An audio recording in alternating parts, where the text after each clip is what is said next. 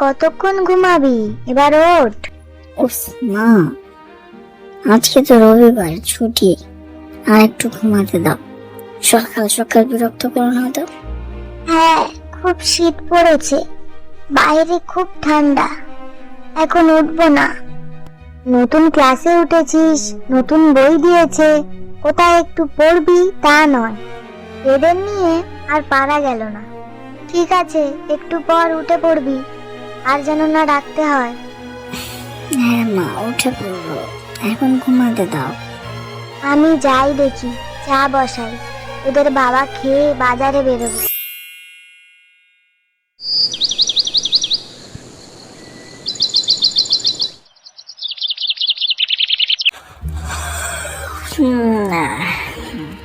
তোরা উঠে পড়েছিস?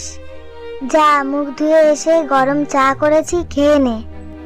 ঠিক আছে মা। মনে হয় চপ দোকান। আমিও তেমনটাই শুনলাম। চল তো দেখি বাইরে। বাবু চপ নেবেন? গরম চপ আছে। কে দাদা আপনি এত দুর্যোগের মধ্যে বেরিয়েছেন? আগে বাবু, আমি পাশের পাড়ায় থাকি, গরিব মানুষ, চপ বিক্রি করে সংসার চালাই। বাবু কটা চপ নিন না। বাড়িতে তো কিছু নেই, আর বাচ্চা দুটো শুধু মুড়ি খেতে পারবে না।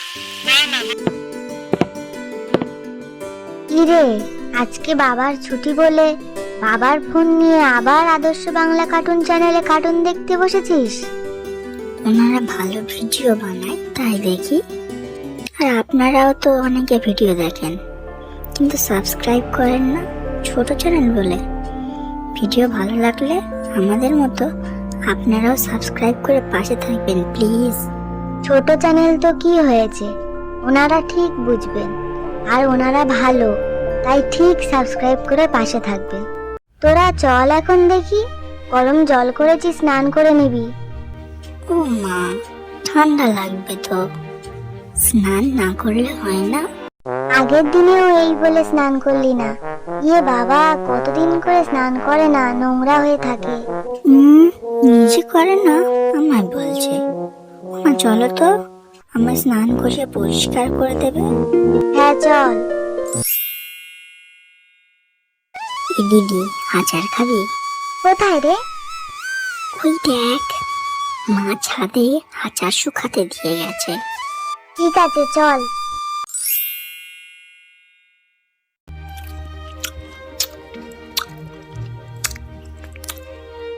আমি সব শুনতে পাচ্ছি, ছাদে গিয়ে আচার চুরি করে খাচ্ছিস, আবার লেপটাও নোংরা করছিস। দাঁড়া, আসছি আমি। এ ভাই, ওই মা আসছে, পালা।